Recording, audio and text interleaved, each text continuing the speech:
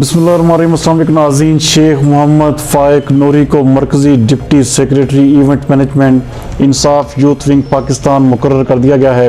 ہمارے نمائندہ خصوصی ابرار حسین کے مطابق مرکزی صدر مولا بخش سمرو کی مشاورت سے پاکستان تحریک انصاف یوتھ ونگ کے secretary event management Rana Zeeshan Aslam نے اس حوالے سے باقاعدہ نوٹیفیکیشن بھی جاری کر دیا ہے۔